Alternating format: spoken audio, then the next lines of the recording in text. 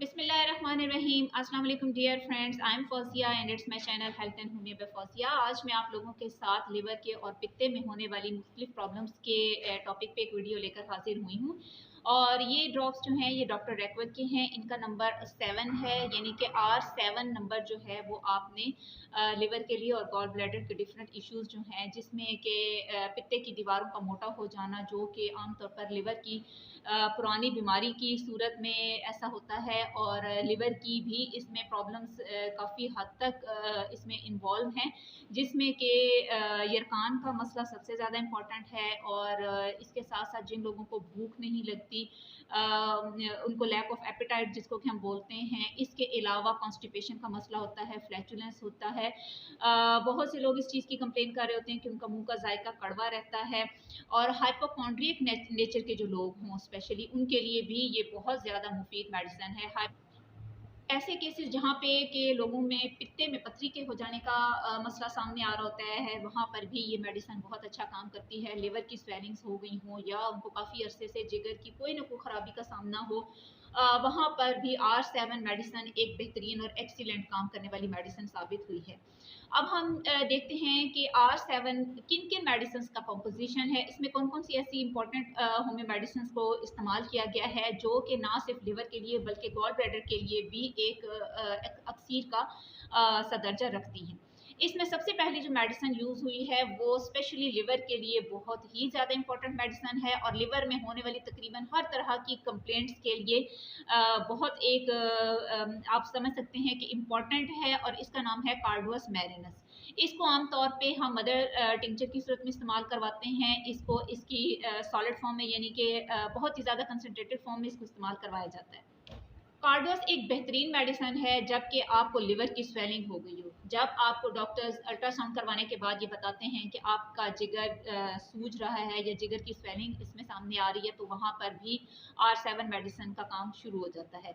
इसके अलावा बिलरी जो बाइल डक्ट का रास्ता होता है, उसमें स्टोन्स के हो जाने की सूरत हाल में जो हमारा बाइल होता है वो सही तरीके से हमारे ड्यूडेनम में नहीं पहुँच पा रहा होता, उस चीज़ को भी ये ख़त्म करता है।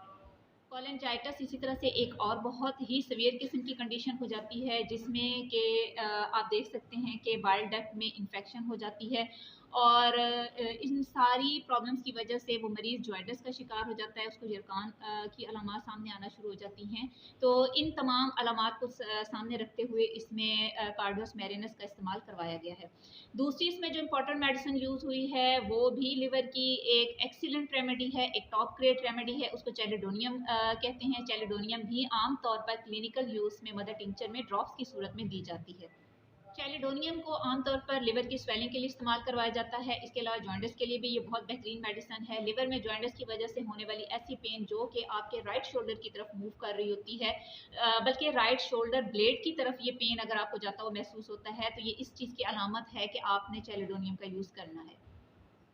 जो थर्ड नंबर पे इसमें मेडिसिन यूज़ हुई है वो कोलेस्ट्रीनियम है। कोलेस्ट्रीनियम को हमने कोलेस्ट्रॉल के लिए भी इस्तेमाल करवाया था। इसमें भी हम देखते हैं कि लिवर में स्वेलिंग हो चुकी होती है बहुत ज़्यादा, इसके साथ साथ जॉइंटिस की कंप्लेंट्स भी सामने आ रही होती हैं, और इसमें भी गॉल ब्लैडर की जो उसमें स्टोन्स की फॉर्मेशन है वो देखी जाती है। एक और बहुत इंपॉर्टेंट मेडिसिन जो इसमें इस्तेमाल की गई है वो कोलोसिंथिस है। कोलोसिंथिस एक ऐसी मेडिसिन है जो कि एब्डोमिनल क्रैम्प्स के लिए बेस्ट है। पेट में फ्लैचुलेंस की वजह से भी हो सकता है, या लिवर की कंप्लेंट्स की वजह से भी अगर पेट में दर्द होना शुरू हो जाए, तो बाज़ औक़ात ये दर्द इतना शदीद किस्म के होता है कि उसमें पेशेंट को बेंड होना पड़ता है। उसे अपनी इस दर्द में दोहरा होने से अफाका महसूस होता है। तो ऐसी सिचुएशंस के लिए यहाँ पर हमने कोलोसिंथिस का इस्तेमाल करना होता है, और ये इंपॉर्टेंट मेडिसिन अपने इसी कैरेक्टर की वजह से इस कॉम्बिनेशन का हिस्सा बनी हुई है। नेक्स्ट मेडिसिन इस कॉम्बिनेशन में लाइकोपोडियम है। लाइकोपोडियम जीआईटी सिस्टम्स के लिए एक बेहतरीन मेडिसिन मानी जाती है, क्योंकि लाइकोपोडियम हमारे एब्डोमिनल डिस्टर्बेंसेस के लिए, इसके अलावा इंटेस्टाइन्स में होने वाली भी हर तरह की प्रॉब्लम्स के लिए, चाहे वो फ्लैचुलेंस का उसमें मसला होता है, चाहे वो कॉन्स्टिपेशन के हवाले से आप बात कर लें, वहाँ पर लाइकोपोडियम एक बेहतरीन मेडिसिन मानी जाती है, और गैसेस के लिए भी स्पेशली। यहाँ पे एक टर्म इस्तेमाल होती है R7 के लिहाज से मैं बात कर रही हूँ कि अगर मिटियोरिज्म का प्रॉब्लम हो, जो कि मेडिकल का एक टर्म है, उसका मतलब होता है कि इसमें जो आपका एब्डोमेन है वो स्वेल कर जाता है, गैसेस की वजह से भी हो सकती है, और ये गैसेस इंटेस्टाइन्स में भी हो सकती हैं, या हमारी पेरिटोनियल कैविटी जो होती है जिसने कि हमारे ऑर्गन्स को, जो हमारे एब्डोमेन में ऑर्गन्स हैं उनको कवर किया हुआ है, अगर उसमें स्वेलिंग हो जाती है तो वहाँ पे भी लाइकोपोडियम बेहतरीन काम करेगी। इसके अलावा लाइको का जो पेशेंट होता है उसकी हम जो मेंटल सिम्टम्स हैं उनको भी काफ़ी ज़्यादा इंपॉर्टेंस देते हैं, क्योंकि वो काफ़ी ज़्यादा बिटर उसका टेम्परामेंट आप कह सकते हैं, या बैड ह्यूमर का वो मालिक होता है। इसके अलावा इसमें कॉन्स्टिपेशन बहुत ज़्यादा देखी जाती है। और लाइको को इस्तेमाल करने का यहाँ पे एक और मकसद ये भी है कि जिन लोगों को टोबैको के या अल्कोहल के नुकसानात हुए हों, वो बहुत ज़्यादा ये चीज़ें यूज़ करने के बाद उनका जो जीआईटी सिस्टम है वो बुरी तरीके से मुतासिर हो चुका हो, तो वहाँ पर भी लाइको जो है वो एक बेहतरीन काम करती है। हम कह सकते हैं कि लिवर की वजह से होने वाली जो बदहज़मी की प्रॉब्लम्स हो रही होती हैं, वहाँ पे लाइको यहाँ पे एक बेहतरीन कॉम्बिनेशन है, इसलिए उन्होंने इसको इस कॉम्बिनेशन में इस्तेमाल किया है। इसके बाद जो नेक्स्ट मेडिसिन है वो नक्स वोमिका है। नक्स वोमिका पे मैं एक अलग से भी वीडियो बना चुकी हूँ। ये भी हमारा जो इंहिज़ाम का एक सिस्टम है, हमारी जो फूड डाइजेशन का एक सिस्टम है, उसके लिए एक बेहतरीन मेडिसिन मानी जाती है। डाइजेशन से रिलेटेड हर तरह की जो प्रॉब्लम सामने आ रही होती हैं, स्पेशली उन लोगों में ज़्यादातर माना जाता है कि ये मर्दों की दवाई है, क्योंकि मर्द हज़ार टोबैको का यूज़ भी बहुत करते हैं, अल्कोहल का इस्तेमाल बहुत ज़्यादा करते हैं। लंबे घंटों तक जो लोग ऑफिस में बैठ के काम कर रहे होते हैं, उन लोगों के लिए ये एक बेहतरीन मेडिसिन मानी जाती है। इसमें भी यही चीज़ देखी जाती है इसकी अलामात में कि हाइपोकॉन्ड्रिक हो जाता है पेशेंट। जो लोग अपनी बीमारियों को लेके अपनी सेहत की वजह से काफ़ी ज़्यादा परेशान रहते हैं, एक लंबे अरसे तक उनकी बीमारियां चलती रही हों, वहाँ पे नक्स वोमिका बहुत अच्छा काम करती है। इसके अलावा लिवर के एरिया में कंस्ट्रिक्शंस अगर महसूस हो रही हो, स्टिचिंग लाइक पेन्स आ रही होती हैं और लिवर में कंजेशन बहुत ज़्यादा हो गई हो, तो वहाँ पे भी नक्स वोमिका एक बेहतरीन काम करने वाली मेडिसिन है। इसके अलावा इसमें गैस्ट्रोड्यूडेनल कैटार भी देखा जाता है। बहुत से लोगों को स्टूल के साथ जो है वो कैटार उसमें पास हो रहा होता है।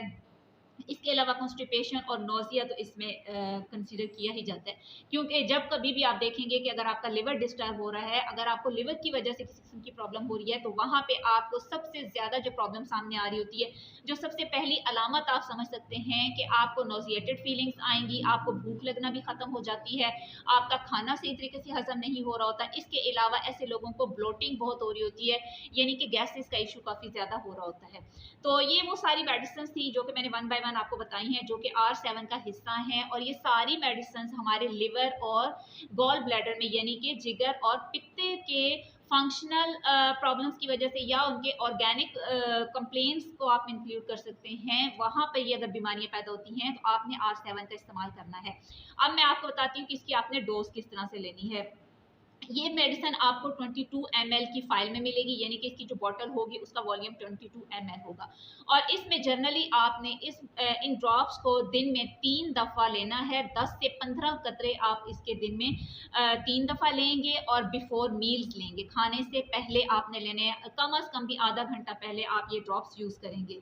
अगर आपको महसूस होता है, आप इसका 2 हफ्ते तक इस्तेमाल करते हैं और अगर आपको किसी किस्म की इम्प्रूवमेंट नज़र नहीं आ रही, तो आप इसकी जो डोज है उसको बढ़ा देंगे और आप 15 से 20 ड्रॉप्स दिन में 4 to 6 टाइम्स लेंगे, और वो भी बिफोर मील्स ही लेंगे। तो ये तो थी सारी चीज़ें जो कि मैंने आपको R7 के बारे में बताई हैं। मैं उम्मीद करती हूँ कि आपको वीडियो अच्छी लगी होगी। अगर इस वीडियो से रिलेटेड या इस डिस्कस्ड इशू से रिलेटेड अगर आप कोई चीज़ मुझसे पूछना चाहते हैं, तो कमेंट बॉक्स में प्लीज़ आप मुझसे पूछ सकते हैं। मैं उम्मीद करती हूँ कि आपको वीडियो अच्छी लगी होगी, और काइंडली मेरे चैनल को सब्सक्राइब कर दीजिएगा। इंशाल्लाह एक नई वीडियो के साथ, एक नए टॉपिक के साथ दोबारा आपसे मुलाकात होगी। अल्लाह हाफ़िज़।